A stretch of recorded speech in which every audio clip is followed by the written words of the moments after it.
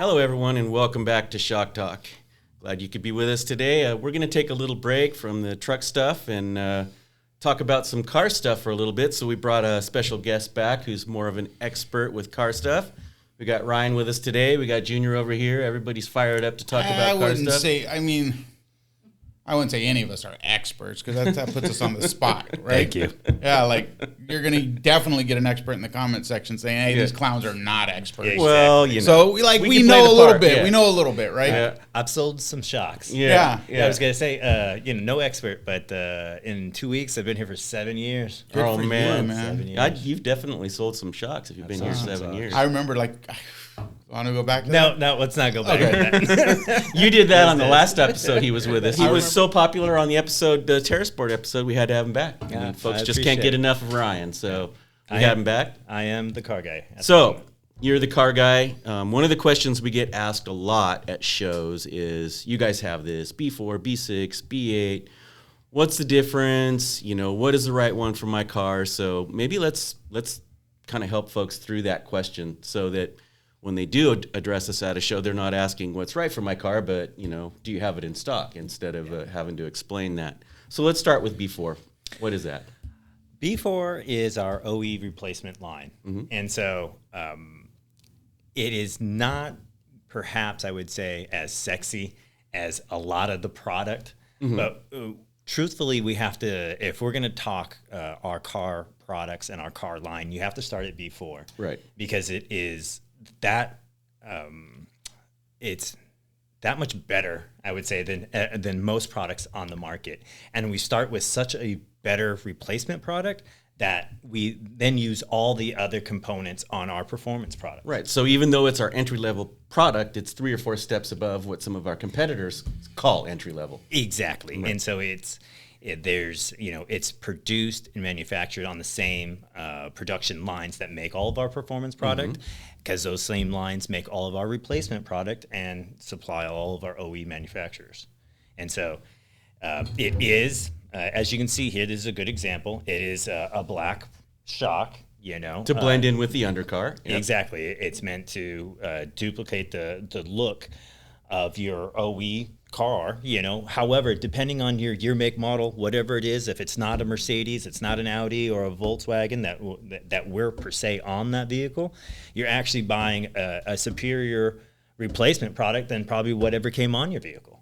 And so I think that's it's important to start there. Everything from the material the shaft is made out of, to our vulcanized rubber, they might have that. However, you're talking about our seal pack that's been tested for, millions of miles. And so it's all these components that, and the testing that goes into the product that really, it makes it so much better. And then we're going to start with that when we're going to do our performance product. Right. So even though we call it a B4 OE replacement, this is the product that Bilstein makes as an OE replacement damper, but it's actually a step above an OE replacement. It absolutely is, almost in every single way.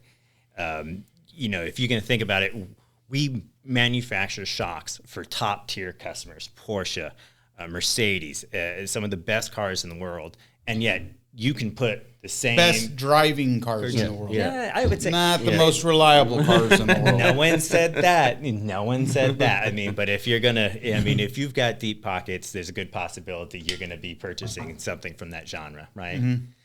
And so what I could say is that, if you own a vehicle that isn't one of those, you could still own a shock absorber that's outfitted on those. From that, so it could share some of the same components and be made at the same place on the same production line. So this is a twin tube. We're looking at a twin tube Yes. shock. And so why would we build a twin tube shock when we're supposed to be some high performance shock manufacturer? Is there a reason why this product is a twin tube? Well, when we're talking about replacement specifically, we're trying to duplicate that ride and feel Of the OE. of that OE. Right. And the OE was a twin tube. It was. The only way we can do that is to build a twin tube replacement product. Exactly. So it is definitely gonna feel firmer. You can do what you can with a monotube, but it's when it's gonna be This is also gas pressurized. Right, which a lot of twin tubes aren't. Yep. But by the time you gas pressurize that twin tube, you're, in order to equal the values and everything, even though if you put it on one of the dynos, this is going to simulate everything. The OE, right? And that's why I typically, when I was answering phones back in the day, they would say, "Hey, I what's the best shock for me?" Well,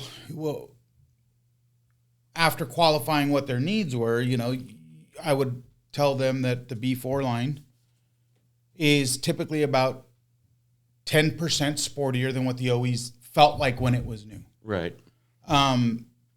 With that said, there's also, like the Volkswagen and the Audi, there's a lot of German applications that you find a B4 standard suspension and you find a B4 sport suspension. Yeah. So people are very confused about that. So they say, hey, I want the sport shock. Well, no, you don't. You don't want, unless your vehicle from the manufacturer was equipped with a sport package, sport suspension, you don't want to put it on. And I just say that because typically the sport suspension had a 15% or so more aggressive spring rate.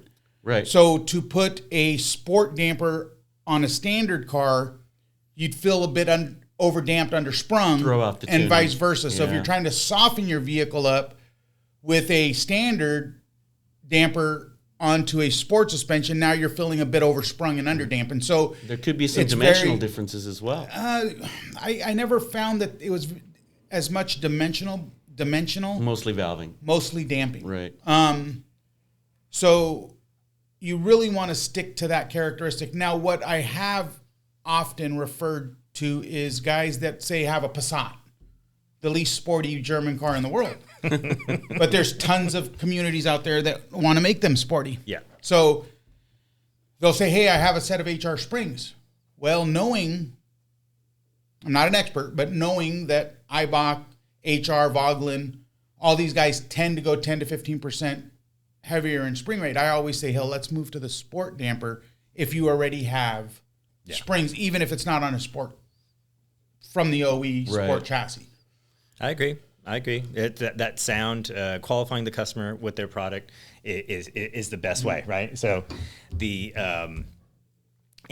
what I was going to say with that is that we tend, unlike most manufacturers, when we go into the market with replacement parts, we tend to actually know the difference and make the different valvings in that sport and standard. And still make it a performance. Whereas if you go to most damper manufacturers, they're going to have one shock for They're both. going to consolidate, right? They're going to take the min max and the spring seat height and they're going to make you a damper from that. And it's absolutely going to fit, but it's not going to perform remotely as close. What they're counting on is in hopes that you have such a worn damper that you'll feel a big change. Something new. It's one of those things, are they counting on that? Because, they go to a length that, we couldn't even convince the company to do. It's that they're definitely going to have higher volume numbers when you consolidate as many different Volkswagen parts into one part number. Right. And you certainly can, but we have, there are many cases where, there's a different valving for the Audi, and yet it's shared with one of the Mark platforms, right? And all the way up to maybe the TT in some cases, and unless it's unless they're all about the same weight, and it takes a lot of convincing to get the engineers to consolidate anything. So we'll have part number after part number after part number, and sometimes we won't have those part numbers in stock, but you'll know that we've done the work. It was purpose built for that chassis. Exactly. So we'll have divisions in what you see a lot of is where a lot of, because this is driven by our OE number cataloging system, with our large customers. And so they'll have one part number with a lot more OE part numbers going, consolidated down to that number where we have it. And, sport, standard, generation splits, based on engines. And so very, very specific. And these are basically, so that B4 there looks like the rear of a BMW or a Volkswagen or something. So that shock there is basically, if we are OE spec on the vehicle, that's kind of what they're getting. not exactly, but kind of. So that shock there is intended to do 150,000 maintenance-free miles. Like those. I mean, I've replaced these things with guys with I never tell anybody that many miles. You realize we are in the shop. Right. So, but we want to make sure we really sell some more someday. Between 50 and but 60, I mean, I've pulled these dampers off at 150,000 miles. I mean, yeah, the damping's compromised. There's no leaks. I mean, it's definitely spent. But the vulcanized bushing's in really good shape. The sleeves are in good shape because they're all bonded, vulcanized. So those are intended to take a beating. Yes. Yeah. You know? And then, talking about bushings, another thing that often goes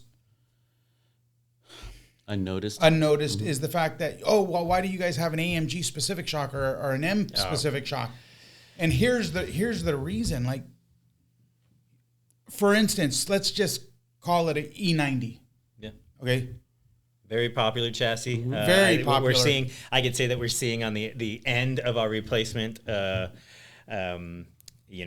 used to be, that was our hottest replacement B4 product for the longest, the last couple, like 5-6 years. And now we're slowly seeing that transition into the F chassis. F30s, yeah. Yeah. So the E90X, and I say X because there was E90, E91, E92, E93. Yep.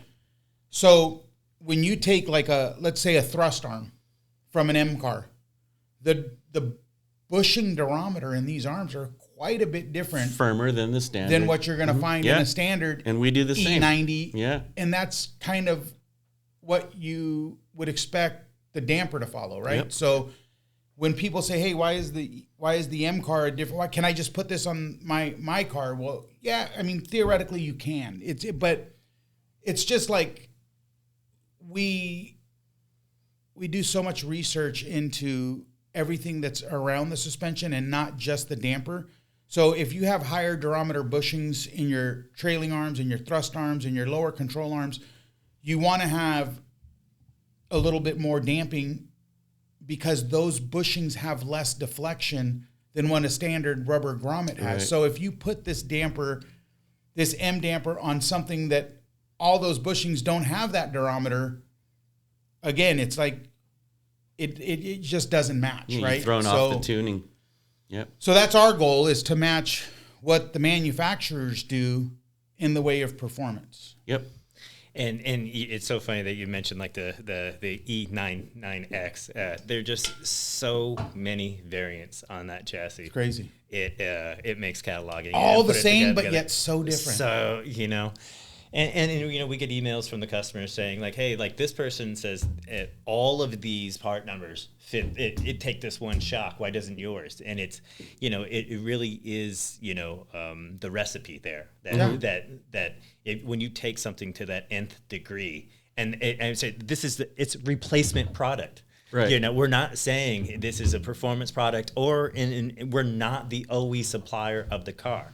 But if we were, it would have been supplied at this quality, at this level. That's correct. And this many variants. That's correct. And so that's why I was saying, to really understand the car line, you have to spend the most time on the replacement, because you got to see where you're starting at. Exactly. Because then gives you a baseline. Yeah. It everything from the shaft and I say the bushings, everything, you're getting that just at the replacement line. Right. But what we're saying at that point, that was their people. That was how it came. This is how it all dynoed out. This is how they said.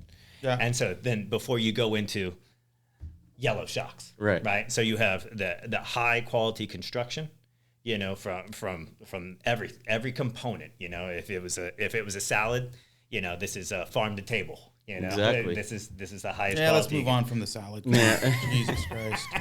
So we've talked about the quality of the product. We've talked about the construction. We talked about the fitment. Now let's talk about the driver. So what driver are we targeting this product to, or what type of driver? I'm going to jump in because we just recently did a project with that E91 M conversion. Yeah. Pit and paddock. There we go. Orange, right? So yeah. Orange, So E90. Chelsea reached out to me and said, "Hey, what do we have for this E91?" And by catalog standard, the most we go is a B12. Mm-hmm.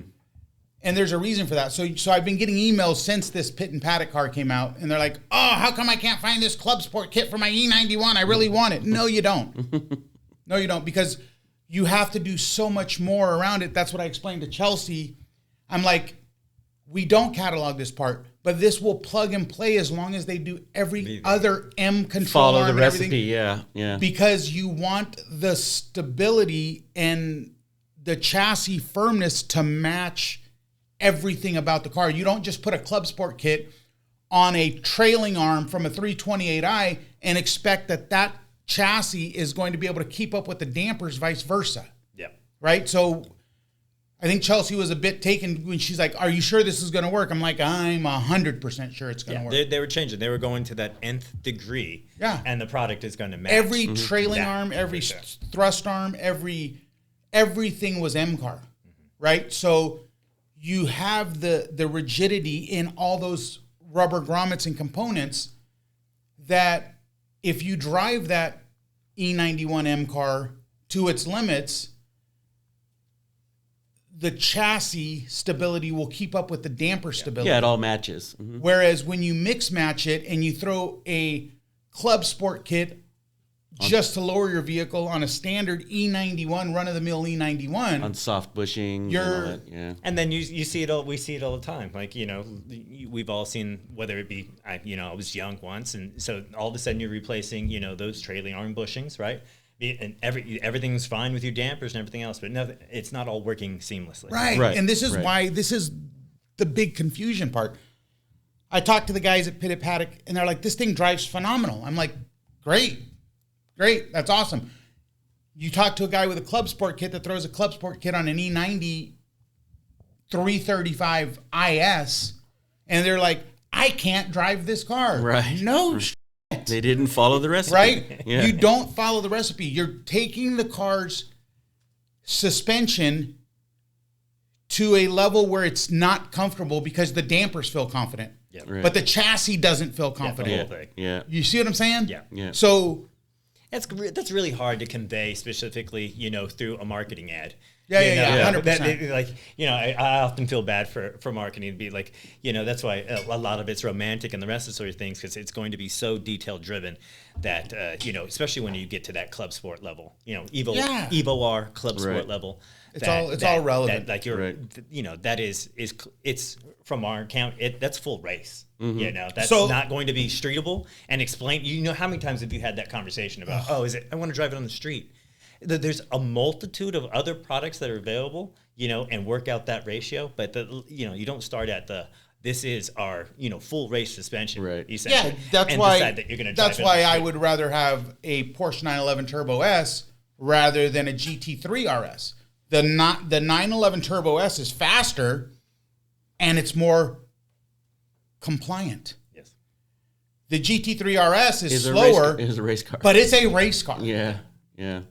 I mean, that's back in the day. The 911s were called the Widowmaker before they got out of the whole turbo spool issue, because all these lawyers and doctors were jumping in these turns, stabbing the throttle. It took a second for the turbo to kick in, and it boosted, sent them off cliffs. That's why that vehicle got called the Widowmaker. Anyway, what I'm saying is it's very, very, like if I'm going to a BMW dealership and I want something compliant, I'm not looking at an M car. If I want something fast, in my mind, I know that's going to be a rigid daily driver, but I'm going to accept it because it's fast. Yeah. When you're modifying your guys' cars, you guys got to understand this. Like, it's not, if you're looking for compliant, you don't start with an M car. Here's the thing is, I think this is also a conversation as we talk for our maybe our age demographic, right? All of us will need some Just for Men. So it makes exactly. We're all in that category. We've done this, Yeah. Like I remember, that going to the extreme on everything I owned, 100%, and just and regretting it, between the cuts on my knuckles and I got some now, and just the fixing my car before I went to work, staying up all night just so you can get to the job in the morning, because you've gone to that level of extreme on everything, and I think it's easy for us to say that now, I mean, when you're talking to a young man who's like just ready to, Put a bolt on that club sport and take on the world. My it's hat, a tough conversation. Yes, it is. My hat. I take my hat off to him. I smile and I say, I've been there. Right. For sure. I mean, this hours of, believe it or not, I know my current state, I can lay by a CRX and be the same size. But believe it or not, I actually had a pretty well modded CRX and stayed up all night one night doing urethane everything in the front end. Oh, And then drove it the next day and hated I drove it the next day, and I spent the next day doing all OE bushing. Yeah. It was a fast car, but it wasn't fast enough to need urethane. But I just thought it was cool. Like, I'm going to do all these white line bushings up here and all these energy bushings, and I'm going to make this thing really... Dude, I dumped the clutch on this thing first thing in the morning, and the thing sounded like it was coming apart. Because rigid. the bushings were so rigid, Yeah. they weren't letting anything move. I Right. know. I mean, I had to use bolts to keep those energy bushings in. Those zip ties, I snapped them all. So, Yeah, it's bolt them in. but when you're choosing a shock for your vehicle, back to that. When you're choosing a shock for your vehicle, you it's not just choosing a shock for your vehicle. Like, we don't have... We're not a company that one size fits most. And I would say on the opposite end, we're the one company that makes too many options. Right. Yeah. Hard I to always decide, have yeah. And so when you're talking about specifically, if you're thinking about going B6, then I really think it's the value of the story of what's the difference, right? So Right. It's made of on the same. I keep starting with like, what's this, right? And it's the highest quality parts that we can get. Made on the same OE line, but with that extra added bonus of, instead of using their engineers, what you're going to be using our engineers. Right. I always brag to everybody, like, Dennis has been with the company, ride and handling for 30 years. I think it's more than 30 now. Yeah. I don't know what his bottom would be insured for, but it should be Yeah, insured exactly. for a lot, right? That's where all the work comes in, is when you sit in that car, all the work's done for you already. You don't have to worry about, like Junior said, oh, am I going to need urethane bushings, or what's going to be my next step? If you follow the recipe, the car is going to ride the best it can ride with the products that we build for that car. Mm-hmm. And we'll shift back to the driver real quick before we go to B6. Now, for the folks that are interested in B4, what are the driving characteristics that they're going to find from these dampers? They're going to be pretty much very similar to the way the car rode from the showroom floor, correct? That's the goal. Yeah, but also too, like, don't put a standard B4 on your clapped out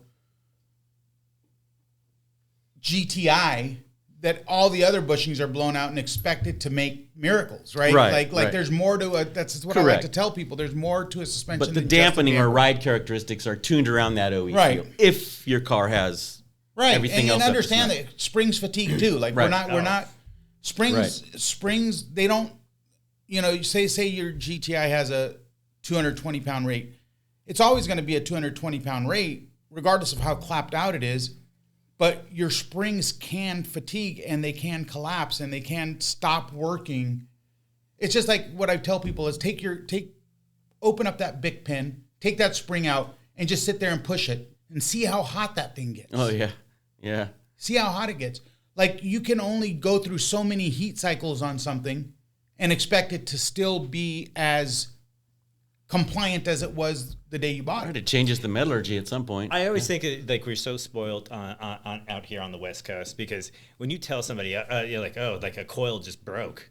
When you're talking to somebody on the West Coast, they're like, what? But I mean, coils break all the time on the East Coast. Yeah. They freeze. And the people on the East Coast, if they're listening to this high, hopefully the thaw is there. Yeah. And I know that, that's where we sell most of our coil springs. The East Coast does a lot more maintenance, on their vehicles than we do on the West Coast. A lot of the states require and so, it. there's always there's always a season when they go in to change in their tires they put on their spring tires, that they have everything like that. And so that's when, that specifically this line of shocks, when it becomes kind of a time and a place where they're gonna do that maintenance for that year, and that's another thing. Like, good that you brought up the East Coast, because I get a lot of customers that say, "Hey, my car feels terrible, and well, your alignment cams are frozen. You haven't aligned your car in 5 years because your cams are frozen." Right. You know what I mean? And they're like, well, it's so much nicer to live out here. We have all the seasons. You guys should move out of California, come here. I'm like, my alignment cams are good. No You salt. know what I mean? No and salt that's another corrosion thing in there. is understand your where you live. Oh, Right. 100%. And that The- goes, the that goes hand maintenance- in hand with the product itself. Yeah, the And roads. What type The of, what level of maintenance, product. the we're trying to maintenance do. is going to be increased. Like 10 years, 100,000 miles. Like just corrosion in itself. Like my sister lives in New Hampshire, right? And she has to get a car like every third or fourth year because the undercarriage is so rotted. Yeah. Crazy. It's like, Yeah. she had a second gen Sequoia that I was just shy of catching the rear on fire, and I couldn't break the alignment cams loose. Since, And both her factory rear coils broke on that car. It's like, So It's just the weather. Springs do change, Yeah. and so just not our shock, but almost any shock. It's not going to solve absolutely everything by any means, but it's not. When you do have that high mileage car, if you have been maintaining it and you're a customer that expects quality and still wants it to ride like it did from the factory because you've been maintaining everything else. Right. I'd say that's our customer. That's it's the somebody who before, can yep. discern between, because there's always going to be low budget replacements in the marketplace, and that's just, and there's nothing against them. There's a time and place for everything, right? and that's what I've said many times Our in this. customer knows the difference. In the truck market too, you have are you a commuter? Are you a driver? If you're a driver, you're buying a Bilstein product. If you're a commuter, you're buying whatever Joe Schmo's strut shop tells you to buy. Puts it in the car when You you know? take it in for repair. Yeah. And you don't know any better. Yep. But a driver will know better. Exactly. Whether you're the driver in the household and you're just trying to give somebody that recommendation, because when you go to the shop, we really rely on them, right? So the guys at the shop know that they know if you put brand XYZ on, yes, it gets it out the door as cheap as they possibly can, but the percentage of that coming back is not worth the idea of trying to get you a deal on a good quality damper, because when they leave, they know the chances of it, failing right out the gate is extremely low, and that someone, when they get in the car, it's going to feel that much more stable. Right. When I was working sales counters for years and I was working on performance cars and stuff, I used to tell them, listen, guys, this is a labor-intensive job. Right?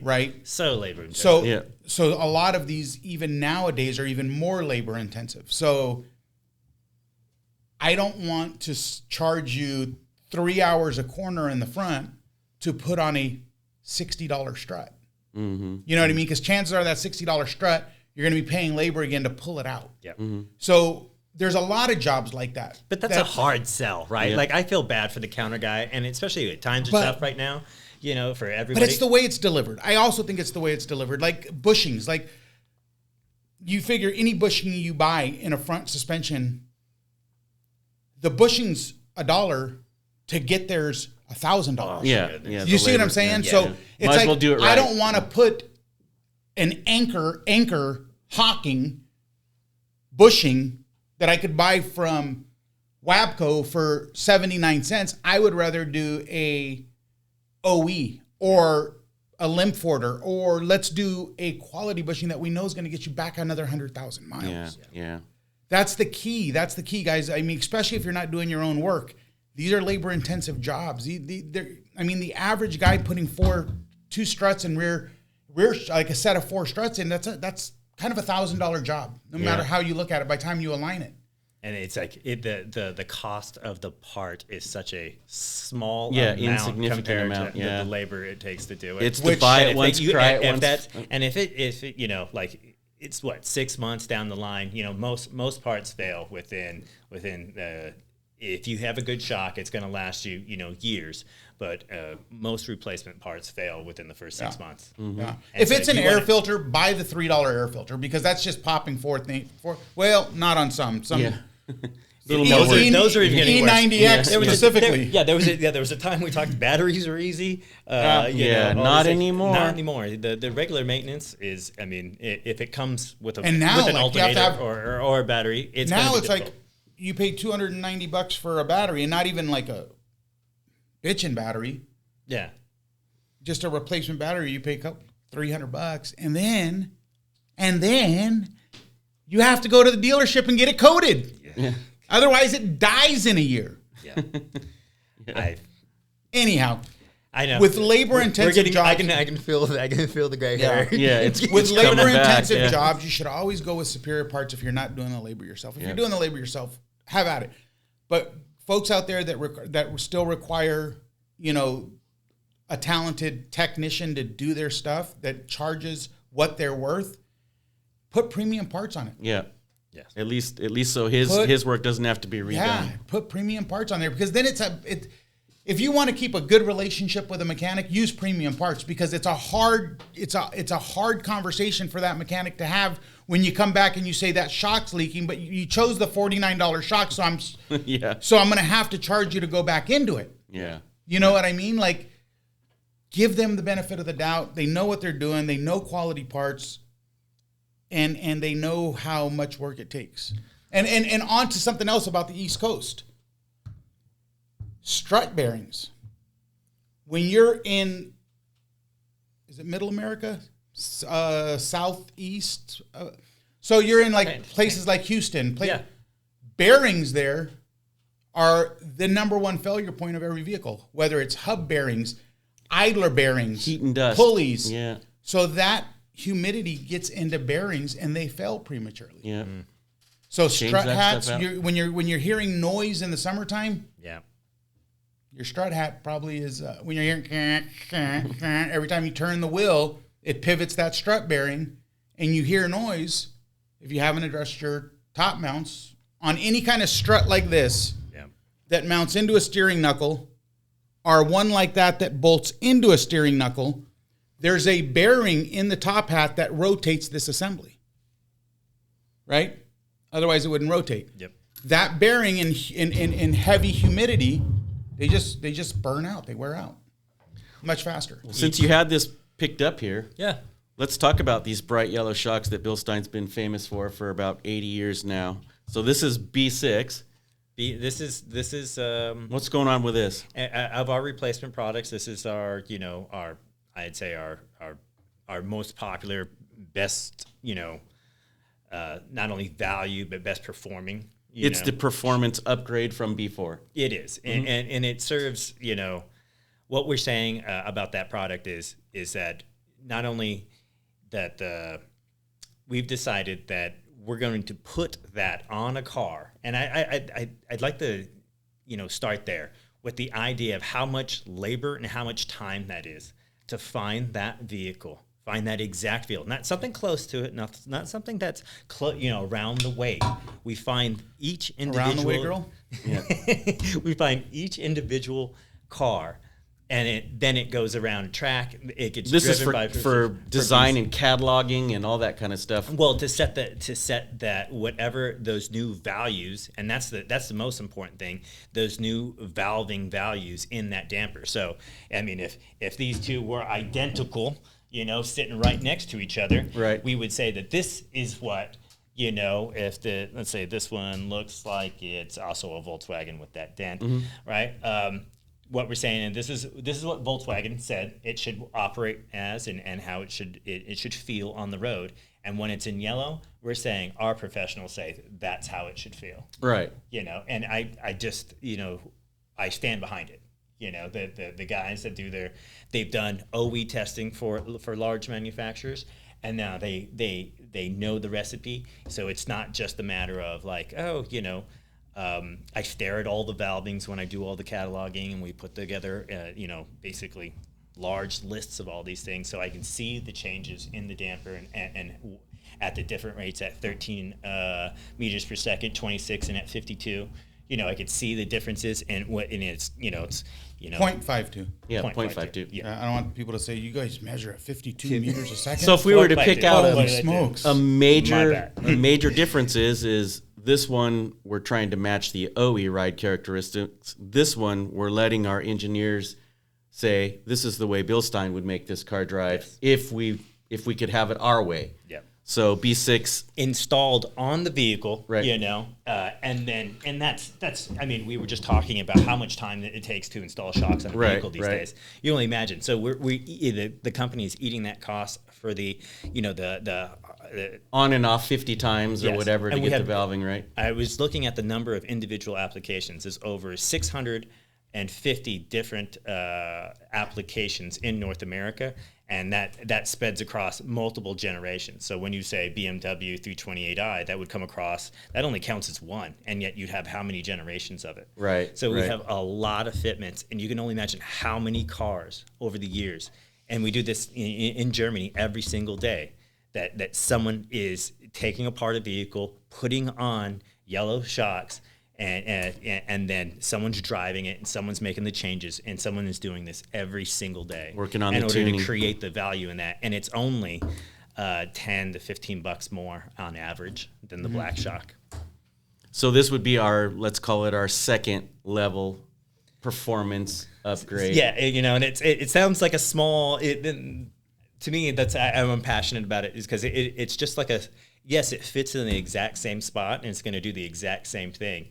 But how much time and effort has gone into to make that product for the value? Yeah, and it's what the company is based on. Right. Yeah. Let's take a moment. I want to do something. So let's take a moment here because I just looked at this lineup you have out here, and it's perfect to go over this with the consumer. We've always been known that B6 is monotube.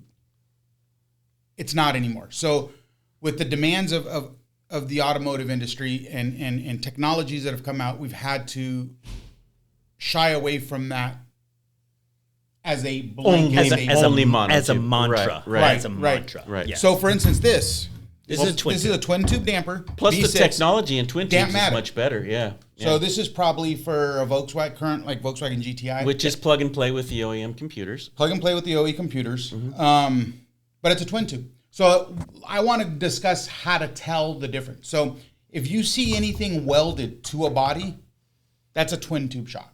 There you go. Okay. That's the easiest way to Show me that one at the end. So that's This is a B8. This is why I brought it in. This is a B8, B6. Aesthetically, they're identical. But it's not welded. But it's not welded. That's a snap ring externally. So you know that this is a monotube shock. Anytime we go through putting the snap ring in there, and not all the time, but most of the time, that's going to be a monotube shock. That's a twin tube shock with not a welded spring. So, and while you're at that, while we're comparing shocks, you can see that there'll be a weld on the bottom of this twin tube, right? And this is a hot formed closure. Yep. So that's there's no hole in the bottom of this. So there's and as far as the company looks at, any weld point is a leak path or a possibility. So there's no possibility outside of drilling a hole that this is going to leak through the bottom. Right. So it's only at that point can come through the seal pack. And that's when we're talking about like the smallest of details in construction and components. Right. That's why the shock is going to last that long. And another thing I want to cover is if you pass me that assembly. This guy. So we often I take to every show. We often get a question. Well, I heard that all B6s and B8s have internal bump stop. So this is a really good way to understand if it has an internal bump stop. I always like to show everybody the difference. I always start with the difference in the piston rod size, and that's how you know. Well, this is actually the can. The piston rod's still this, but it's not exposed. So the way that it's easier to tell is if the bottom of your damper doesn't have a fastener, it doesn't have a bump stop. Right. You see that? That's a good point. If it does have a fastener at the bottom of the damper, that means this is an inverted shock, which has the internal bump stop. The internal bump stop, which is right So there. this is a tube within a tube, inverted damper. This gets dropped into the shock body, and the actual piston rod is fastened to the shock can. So those are the ways you can tell without having to email us, which if you want to email, that's fine. But this is just a clear way. If you have a damper that looks like this, and at the bottom where it either seats into the knuckle or bolts to the knuckle, there's no fastener, there's no bump stop. Yeah. If there's a fastener, there's a bump stop. I would say that this kind of brings us to something that I wrestle with a lot, and as the product manager, in order to create bullet points for marketing to advertise and so forth, you want something that you want features and benefits that go across the complete product line. Mm-hmm. And I would say that the hardest point to convey is that when we go through all this effort, we're doing it per vehicle, and we're trying to do the best thing for that vehicle. Mm-hmm. And so everything is tailored to that individual car. And so some will still be inverted monotube and won't be a twin tube. 100%. And so, but where you can almost say that in almost 90% of the cases, you'll get like a rear monotube, unless the rear was in fact a strut as well, then you might get an inverted monotube. But the hardest part about it is you want all these features and benefits to be the absolute same, but they're completely custom to that vehicle because we've done all the testing on that. Where somebody's going to say that valving is going to work on a car that's roughly this way, and they just kind of grab this and kind of hodgepodge it, throw it together, and then give it to the customer and say, hey, we have a great product. We're tailoring that to every single vehicle. That's correct. And so it's being driven by a person to confirm that it's doing what we say it should do. 100%. Yeah. So I can't make a bunch of features and bullets that completely go across every single B6, which makes it a little bit hard because you get what you just said. I heard every single one is monotube. Right. I heard every single strut is inverted monotube. Right. So it's not, but it's what we can say is that where this is, this is going to be as close to the OE when we talk B6 for the little step up in, I'd say the dollars, it's definitely going to cost more. How much more engineering and time and effort has gone into the creation of that product? Right. Correct. And if you just go back to our original tuning edict, like when I started here, we used to always use 2 edicts in tuning, like comfort and control, right? So really, no matter what product line we're tuning on, the engineering staff has those 2 goals in mind. How do I make this?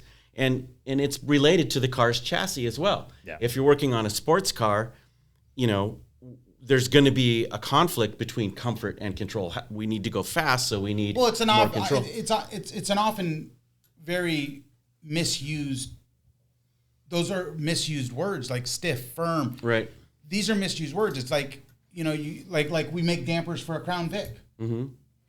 Guys will take their Monroes out that the shop.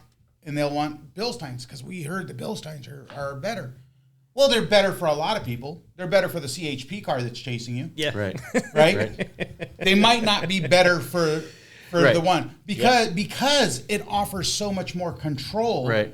That control's often confused for with stiff. Right. Which it's not. All it's doing. See, springs generate, regardless of how it's sprung, whether it's torsion, whether it's coil, whether it's leaf spring. All that spring does is generate kinetic energy. And it's how fast the damper can slow down that kinetic energy. Right. Yeah. You know what I mean? Yeah. And all that has to do with the valving. That has been dialed in by a how Correct. Another thing I want to touch on real quick, if you don't mind. Yeah. Struts. So often people assume that when they pull their assembly out and they can hold it, that it's a strut. So let's confirm this. That is not the case. Not the case. So if a vehicle... I'm holding it, and it's not really a strut. This is actually... a coilover. A coilover. Mm-hmm. So a strut... Well, actually, this is a strut. Yeah. Because... the way it's built at the bottom. Likely this... So what is a McPherson strut is something that does not have... That's the hardest thing when it comes to selling shocks. Yeah. So a McPherson strut... is the terminology difference between a shock and a strut. A McPherson strut it today. Does not have an upper control arm. There we go. Right. Okay. Hold that B4 up and then hold the rear B4 up. People often wonder, geez, look at that piston rod.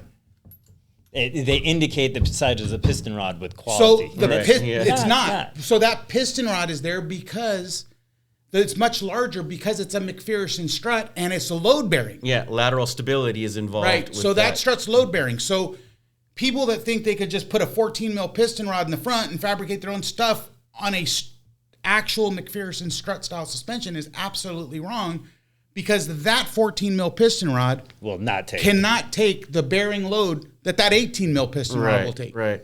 So there's a huge difference. Your Tacoma, you can pull that assembly out, but it has an upper A-arm. That's a coilover. Yeah. Right. It doesn't need an 18 millimeter piston rod, because it's just going to We're starting to put them on there just for a little bit of reinforcement, but oftentimes you'll see a coilover on a big truck and you'll see a 14 mil piston rod and they're like, oh, these aren't even heavy duty. No, they just don't. They don't have the load bearing property because you have that upper A-arm that the McPherson strut style has. Yep. We have to address a question before we get too far down the rabbit hole here. B6 versus B8, it's one of the most asked questions that we get on our tech lines, at the shows, pretty much everywhere we go. What's the difference between a B6 and a B8? You're going to use B8 when you've lowered the vehicle. Using an aftermarket lowering spring. Yes. Mm-hmm. And so that came around, like, and I've only been here 7 years, so you might be able to speak a little bit better to it. When it was termed heavy duty, which didn't translate well from German. Right. And so we deal with this, on a regular basis, and at least marketing does.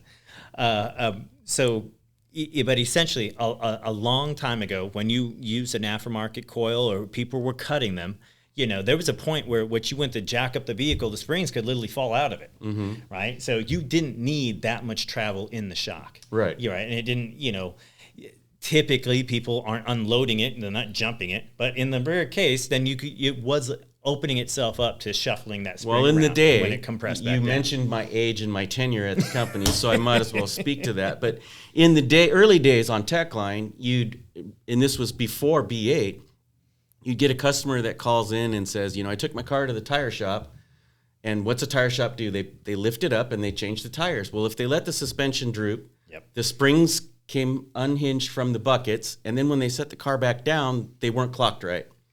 And now the customer's calling me, the shock manufacturer, saying my car sits, one corner's 18 inches tall, one corner's 16 inches tall. It makes all kinds of noise. So the spring's actually unseated from the buckets. So Bilstein came up with Bilstein B8, which was designed to keep the shorter springs captured at full droop. Yeah. So technically, dimensionally, we are making that shock shorter in the extended dimension to capture the shorter springs. Which we're probably the only manufacturer that does it. Again, we address a lot of things that most manufacturers do not. Especially on the we're adjusting it on the performance. And Garrett brought up a good point that we should address real quick before people go crazy. So on the cataloging side of things, I'd like to bring some attention to European car owners. Sometimes you'll find that your Audi S-Line, your BMW M car, your Mercedes AMG car, when you go to our catalog page, there's only a B8 offering. That is the case in a lot. And you don't need to call us to confirm or email. There are certain chassis that require a B8 because they are so low profile from the manufacturer, or the spring is shorter, increased rate. So we do a B8 on that because it functions better. Right. I specifically knew that was going to come up, so I looked up the E39 M5 is one of those. It's a B8. No catalog B6, B8 no only. Right. That's it. Right. And there's several. There's several AMGs that are not air suspension. Yeah. There's several M cars. There's several S-Line vehicles on the Audi side. And there's several sport suspensions on the Volkswagen side that don't require, but we recommend a B8. Right. So I would look at it from this standpoint, is that when we say we're going to develop a shock for that vehicle, we're developing a shock for that vehicle. There's essentially, we're not, if you lower it even more, we're saying that the B8 will still work with that. Correct. But what we're also saying is that in relation to, and because this confuses a lot of people, they'll grab a shock that is the exact same, has the exact same spring seat, same exact mount, and they'll say, oh, this also works for the M5. But what we are saying is that it doesn't. So there is a longer, taller shock available, but we're saying that that's going to fit in, a 525i. Right. It's not it's not designed for the M5. Right. Well, and so if you're going to lower, you can physically put the damper in and mount it. Exactly. But the Performance won't be characteristic- optimized. exactly. I don't know about optimized. You'll get characteristics that aren't wanted. I mean, I think on flat road, the car will still perform great, but when the suspension goes to droop, you're going to have a top-out sensation, right? Right. Putting a B8 on something that doesn't need a B8. Right. Which brings me to our domestic car market, where It's the opposite. it's the opposite. Right. So the only time Bilstein will put out a B8 damper is if we put this thing on a rack and our tech says, oh my God, I can grab this spring, and pull it out, wobble it around. Right. take it with me to the restroom and bring it back. Yeah. I've seen Ryan do it. So there's the most of the domestic market, the Camaros, the SRTs, they have so much more throw in their shock and their spring that it takes a lot more suspension To cause it to travel unseat. to cause it to unseat. So you guys are getting B6s with your B12 kits. Right. Yes. And it's not- Thank you for bringing that It's up. not I that don't know you're- how we were going to go into that. Yeah, And all yeah. I can say is that that's because we're dialing everything Again, in, it's and optimized. It's Yeah. optimized exactly for that vehicle. So people get upset and they kind of go both ways. They feel like they're getting cheated. You know, and it's so hard to explain that you're not getting cheated because it's the same. It's made on the same line that the Black Shock was made Same on parts, by the yeah. same. And it's like this. It's like Udo's still making the same shock Yeah. the exact same a way. B8 simply limits your droop. You have more cyclable. We've allowed you to actually have more cyclable suspension right. by being leaving able it to the use the B6. B6. Yeah, So- and but they're like, oh, but they kind of the other thing they get on it's stiffer. And the thing is, I can't say that it's stiffer per se, right? I'd say it's been optimized and it's controlled because It goes back to the engineering. It does. Someone And driving that car and checking to make sure it's optimized. the end result is that I've had a professional drive this around a track and he's saying and has made this recipe, right? So yes, you can sit down and you could try to a la carte a bunch of different things. But I could say that this whole meal being served to you is going to be pretty good. Yeah, not everyone's a Bilstein customer. No, But we do have an offering for everybody to be a Bilstein customer, right? We have the B4 that's going to feel as we've made close too to many OE. shocks for you. That's for sure. Yeah. We Too many have choices. a B4 that's going to be as close to OE as possible. Then we have the sportier B6. We have the B8s for either a properly equipped OE car or an aftermarket lowering spring. Right. And here's another thing. Like, we are the only manufacturer really that goes through that. I'm not going to call it a headache, but we go through that engineering to limit the droop on B8s. Because if you look at any spring manufacturer, whether it be Eibach, HR, Voglin, Swift, any lowering spring that you put on any vehicle, it says tested with the OE damper. So how much do they care? Like, when we pull a car in with an H&R spring and we can actually pull that H&R spring out when the vehicles have full droop, that to me is not tested with an OE damper. So we'll choke it up. Yep. So this isn't only for when your vehicle's on a rack. This is when you're digging hard into turns and your rear end's unweighted. Lifted a wheel or unweight over a. It's not simply a elevation maintenance change, thing. yeah. When you put your car on a rack, we don't want your springs to unseat. Yeah. This is when the car's planted on the ground. Right. And you're coming around a turn way faster than the law wants you to come around it. And the back end gets off the ground because I see it all the time. Yeah. Yep. Or simply driving into, let's say, Arby's. Yeah. And Speed you bump, got it, yeah. your Volkswagen is, the back. How many times have you seen a tire come off the ground? all the time. Yeah. I mean, my Audi does it already. Yeah. Right. Yeah. So what happens is when that goes to reseat, if that coil pigtail doesn't seat in the bucket correctly, You Changing getting what ride Mike- height, yeah. You're getting what Mike's saying. yeah. So we've addressed all that. If we do not make a B8 for a lowering spring, that means you do not need it. Right. The B6 Keep the option's travel, fine, yeah. or the B4 option. This is Yeah. a much easier conversation to have while someone's not on the phone asking you because they think you're just telling them that because it's their application. Right. And I would say this hopefully addresses it. Everybody, I'm going to point to is like this is why, right? This isn't just because you're talking to me on the phone right now. This is what The way it is for everyone. Yes, Yeah. yes. It's not just you. There's no B6. It's not needed. Yeah. Yeah, it's Yeah. not, I mean, no absolutely B8, not needed. sorry. It's not, like, why would we take usable suspension travel away from you if you don't Right. need it. Right. Oh, and we should. Why do we want to catalog another part Exactly. number? That's the thing. And when we, it's the same argument when we say we're limiting droop, right? Yeah. Oh, we're taking out travel. Yeah. It kind of goes both ways. Yeah, but you take out travel so you don't take out your spring. Exactly. Or Or the you- rear end of the car, Right. the axles or whatever. Yeah. Your I mean, CV. this is a great episode, man. This is just showing you how deep Bilstein digs in to being just we're the enthusiasts that you are, but we just get to make recommendations on how things should be working for the enthusiast. Thanks for joining us today, Ryan. We thanks for really having me, appreciate all your input. We'll probably have you back at least 15 or 20 more times because we always enjoy having you on the show. By the way, those of you who are missing Shane, he decided to take holiday, so he'll be back with us soon. Thanks for joining us. Put any questions or comments down in the comments area there, and we look forward to seeing you on the next episode of Shock Talk.